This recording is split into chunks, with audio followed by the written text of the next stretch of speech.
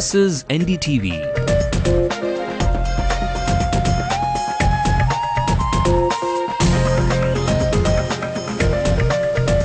And you're watching Ndtv-Hindu.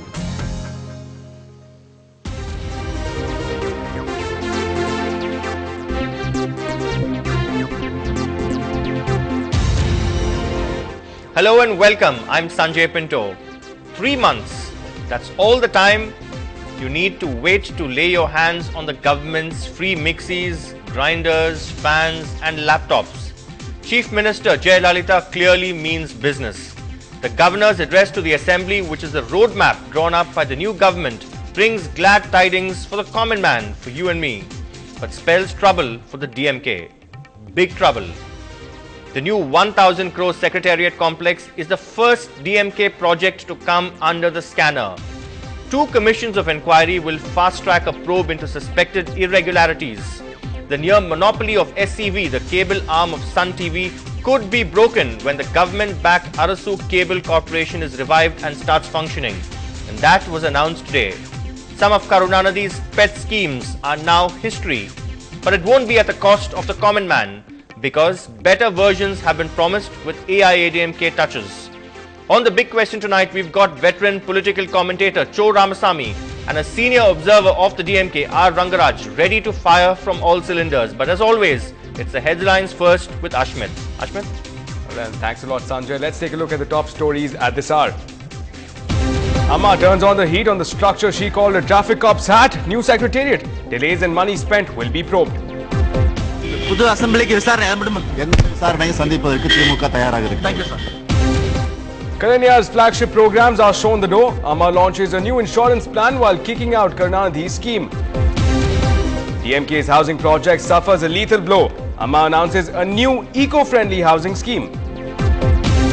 Is nationalization of cable TV on the cards? AIADMK chief looks to revive the Arasu cable TV. Metro versus monorail. Amma leans towards the monorail for offering ease to Chennai commuters. Freebies galore as Amma delivers on manifesto promises from laptops to grinders. Expect delivery by mid-September. Party workers try to cheer on the DMK patriarch despite the gloom. Karunanidhi rues bad friendship.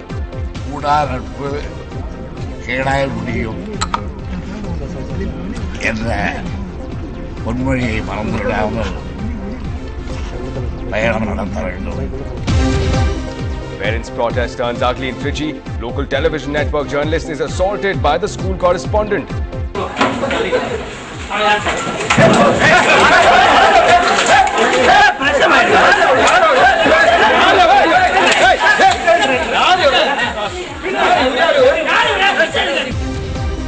MTC driver who ran over passengers killing 3 was arrested but is already out on bail. Time now for a quick look at developments from across the nation. Less than a day ahead of his fast, another round of talks between Ramdev and government ministers. As talks go down to the wire, the Congress hits out suggesting that spiritual gurus should stay out of politics. As the RSS instructs its cadres to join tomorrow's fast, Ramdev assures Anna Hazare that there will be no RSS there. Even a day before the actual fast begins, thousands have gathered to support the yoga guru. Ramdev plays to the gallery. The JPC chief tells NDTV that all telecom ministers, including Dayanidhi Maran, will be questioned on spectrum allocation. And fingers are crossed for Sania Mirza as she plays her first ever women's doubles Grand Slam final today at the French Open. Well, now to come back to the big story and to look at the finer nuances, let's go back to our executive editor, Sanjay Pinto. Thank you, Ashmit.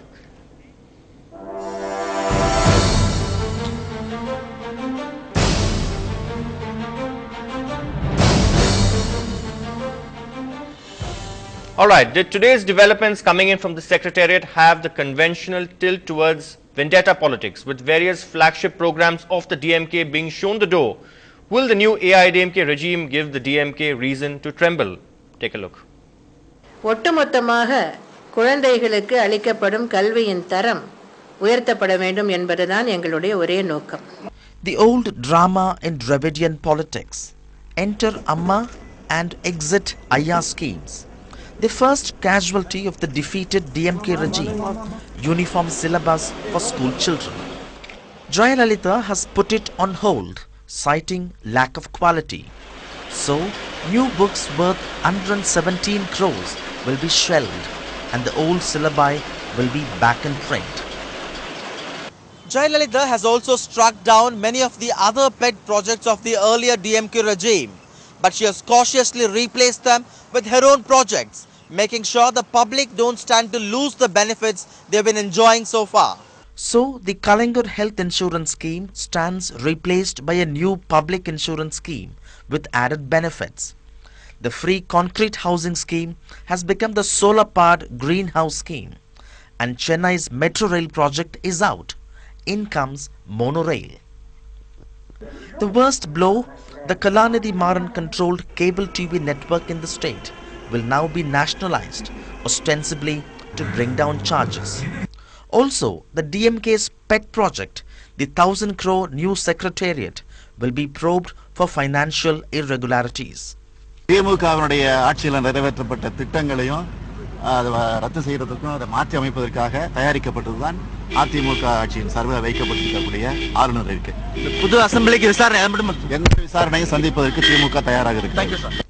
While Amma's free laptops, fans and mixer grinders will soon be delivered, the financially draining vendetta politics has raised questions.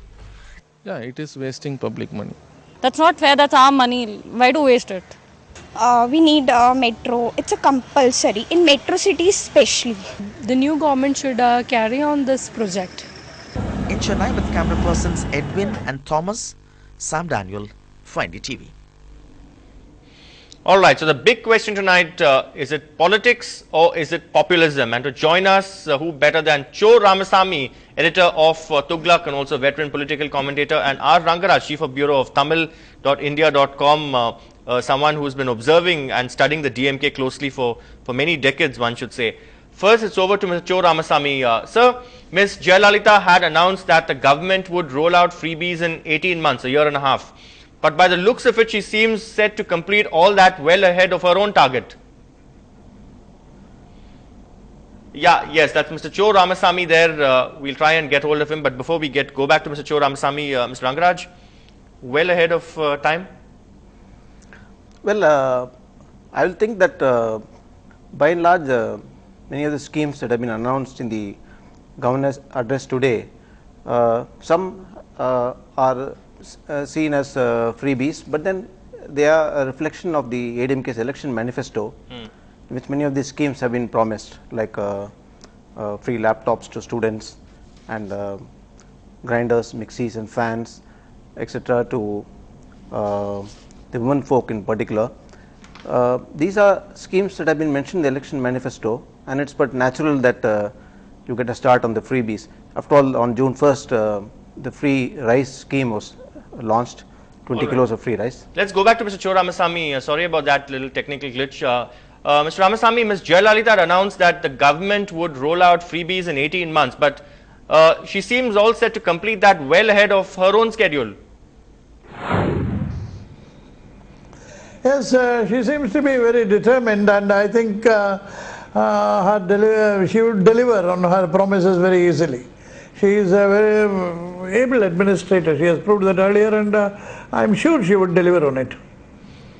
All right, Mr. Ramasamy, the AIADMK has replaced some of the DMK schemes with their own versions on the ground that they need to be improved. Now, is this a clever way of actually erasing the DMK memory and adding the AIADMK stamp on these welfare measures? And this has been a common feature of Dravidian politics, one must add. I don't think there is any cleverness involved in it. I think there is honesty involved in it. If I take, for example, the medical insurance scheme, it was benefiting the insurance company more than the poor who deserve treatment, and some of the hospitals also benefited, but not really the poor, who were supposed to be the real beneficiaries. So now she has promised a new scheme which will take care of the needs of the poor and not the needs or the profit motives of the insurance company. That is one thing. Again, on the free house scheme, 75,000 which was granted by the previous government would not have been enough to build a house, and so people went about seeking loans. Now that necessity has been done away with. The state government has promised 1,80,000 rupees, and also solar energy for the houses. So all these are good improvements. How can we say that it is an attempt to erase the memory of the previous schemes? No, I don't think so at all. All right. Mr. Rangaraj, again talking of vendetta here, there has really been no vendetta shown in the reshuffle of the bureaucracy, because barring a few officers who have been shunted out to, let's say, the refugee camp and the Mandapam camp, or as vigilance officers of state transport corporations, a convenient parking ground for inconvenient officers, she's retained the talent even from the DMK regime. You look at former Police Commissioner Rajendran is now ADG Intelligence. Former Additional Commissioner of Police Crime and Headquarters Sanjay Arora remains in the city as Additional Commissioner Traffic. Hansraj Verma, who was the TNEB chief during the DMK regime, is back there as Electricity Board Chairman. So there's been no vindictive display there when it comes to the bureaucracy. I think by and large the reshuffle has been okay, and it's always natural for the new dispensation to have officers in key posts who are known to, you need a certain bonhomie or camaraderie between senior officials and the ruling dispensation, and that's the way they always look at it. And certain persons who were perhaps considered too close to the powers that be during the previous administration are bound to move to less important posts. That always happens with every change of government. I don't think there's been an undue atmosphere of vendetta there. All right. While other reshuffles have been okay. Okay. Mr. Ramasamy, now are students really getting caught in this crossfire between the AIDMK and the DMK over the uniform school syllabus? A lot of parents have been calling us asking what textbooks will they really have to follow when schools reopen. Just a few days left for that. The uniform school syllabus was a means to bring down the level of education. Whoever had higher levels of education, a better system, all that was leveled down. The minimum most level was achieved by that. Was it a good thing for the students, for the future of the students in this competitive world?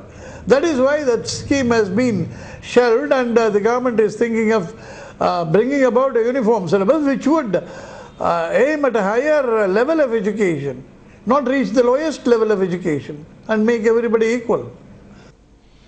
Nagaraj, do you agree with that? Because is it a case of integration or dilution? Because again, there was this controversy about textbooks. What will happen to all those textbooks printed at several crore rupees?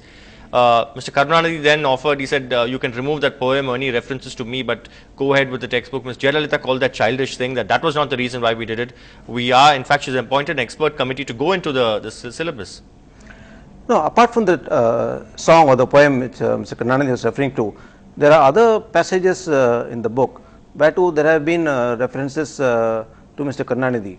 As examples, they have mentioned his name at 7 or 8 places. So I think what is happening now is that those kind of references may be deleted, and you may find very soon a fresh set of books which may be ready after deleting those portions, and then you may have by and large 98 or 99% of the textbooks may be used and may be intact. So I think one lesson for those in power is that don't try to put your name in everywhere and try to name schemes after yourself. For example, the scheme relating to Kalanya housing scheme or Kalanya Maruthuva Kaapid Thittam, the medical insurance scheme, for example. I think this in all these schemes is best avoided to put one's own name to those schemes, because you never know when the next government comes, they may try to erase it, as you mentioned, or they may do something else. Yeah, talking about in fact about textbooks, some people said you're wasting paper and but Ms. Jayalalitha, to give her credit where it is due, green is not just a favorite color. She's also sort of proved that she's quite enviro friendly. If it was rainwater harvesting during her previous tenure, this time, of course, it's renewable energy, it's solar powered houses, and also the ban on plastic carry bags of less than 60 micron thickness. I think it's a good initiative. In fact, the renaming of that housing scheme, it was earlier called concrete housing scheme. So the environmentalists will always say that you're bringing in more concrete jungles, if you may borrow that phrase. And if it's a green housing scheme and using solar energy, which is available in plenty, and in fact one should compliment her for trying to use solar energy in a bigger way, but there must be an organized kind of effort on the part of the government and industry and the green technologists and green building people to bring down the cost as well of solar energy equipment and so on. And maybe there could be concessions in the offing for those who go in for captive power plants and those who use solar energy plants at homes or offices, establishments. I think a beginning has been made, but we would like to see more coordinated action, including a taxation policy by which solar energy can be given a real fillip. And if that happens, the power situation in which we are in could be overcome. Unfortunately, anything that is green, a green enviro-friendly product usually is prohibitively expensive. But back to Mr. Cho Ramasamy. Mr. Ramasamy, in 2001, if we all remember, the flyover case, many believe that that was handled with haste, which is why it perhaps fell by the wayside. Now, this time the AIADMK government seems in no hurry whatsoever and has constituted not one but two commissions of inquiry to probe the new Secretariat project. Do you see this as one of the biggest worries for the DMK, away from the 2G scam, of course? Well, the DMK has committed so many wrongs, so many illegal acts, so many corrupt deeds, that they are in for it now. They thought that they are going to be a permanent fixture in the seats of power in the center and the state. They thought nobody is going to dethrone them. But Jayalalitha has shattered that faith. And now the DMK will face some hard times, no doubt about it. Rangaraj, again, Arasu Cable Corporation, the defunct cable corporation, which the DMK had set up earlier to checkmate the Marans, but then when they actually kissed and made up, that was put on the back burner. That was so no longer saber rattling, because this government seems to be quite keen to bring this up. Cable TV operators in many places seem to have burst crackers and celebrated. How do you see this really playing out? I think it's a welcome move, because as you said, will they carry it right through, or will this remain on paper? If they are really keen about implementing it and the last mile is achieved, that's the key question, because one is technology and building up of adequate resources and logistics would have to be taken care of by the implementing agencies, whoever they may be. That apart, I think the dismantling of the cartelization or monopoly of the cable TV industry, as it were, led to several problems. One is overpricing was a charge made against them. The second issue was about cartelization. The third issue was there were other television companies which were claiming that TRPs were manipulated by the Sun TV group, and this affected the revenue, because the ad agencies, marketing agencies in Mumbai and Delhi only go by TRPs. Largely unsubstantiated, because this is there was a charge made against them. So once the Arasu Cable Corporation comes, it will probably create a kind of level playing field where television channels can compete with one another, and hopefully they may agree that the TRPs that come in future will give better returns for them, and maybe it may increase their revenue as well. All right. One final question in this discussion to Mr. Ramasamy, sir. Thank you for staying patiently with us. Now, the governor's address today also coincided with Mr. Karunanidhi's birthday. The DMK chief had a cryptic message for his party men. He said, bad friendship will end in trouble. What is he referring to? Who is he referring to? And how do you interpret this, sir? Well, they have been generally interpreted by journalists as being a message, indirect message to the Congress party, but if that is the case, he should have talked to himself, not to his cadres. The cadres did not decide on the alliance. The family decided on it, the continuance of it at least. The alliance continues to satisfy the needs of the family. The family needs to be protected from the clutches of law. For that, the DMK is depending on the centre and the Congress party. So he should have talked to himself and to his family, not to his cadre. All right. Thank you very much, Mr. Ramasamy, for joining us. Thank you also, Mr. Rangaraj, for coming into our studio. That's all the time we have for on this discussion, but there's more news, in fact, with Ashmit Kumar. Ashmit? Right, Sanjay, thanks a lot for those thoughts. And moving ahead on to more developments coming in from this morning. In fact, the address of the new governor to this new assembly, Governor Barnala to the new assembly, was marked with populism and prosperity. Our senior correspondent Peer Mohammed brings us this look. September 15th will be both homemakers and students' day out. That's when the free mixer grinders will be distributed. The government will launch a solar-powered greenhouse scheme for the benefit of the poor in the rural areas and construct measuring houses about 300 square feet with a unit cost of 1,80,000 by meeting the entire cost by the government. It will also launch a new housing scheme for the urban poor by dovetailing the funds from centrally sponsored schemes. But the governor's address also hit the delete button on many of the previous DMK regime schemes. The merits of restoring Anna University to its original status and to review uniform system of school education will clearly be debated by many in the coming days. Extending welfare schemes to Lankan refugees and the assurance of improving infrastructure in Dalit hostels may go down well with many. In short, it was a bouquet for the people and brickbat for the previous regime. In China, with Peer Mohammed, this is Ashmit Kumar for Ndtv-Hindu. Well, today was also the birthday of the former Chief Minister. Now, low-key celebrations for the DMK Chief Karnathy was marked with, now who turned 88 today. Now, it's been a tough year for the DMK patriarch. His party, the DMK, was roundly thrashed in the assembly elections, and two of his favorite people, Kanimuri and A. Raja, are in jail in connection with the 2G scam. Now, although Karnathy did plan to fly down to Delhi to be with his daughter, there was a change of plans. He intends to visit his constituency in Tiruvarur on Sunday to thank the voters. அரசியல் மறுமலர்ச்சிக்காகவும் சமுதாய எழுச்சிக்காகவும் அரசியல் மறுமலர்ச்சிக்காகவும் தங்களை ஒப்படைத்துக் கொண்ட தோழர்கள் உடன்பிறப்புகள்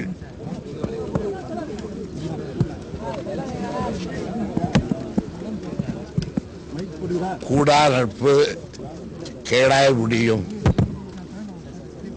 என்ற பொன்மொழியை மறந்துவிடாமல்.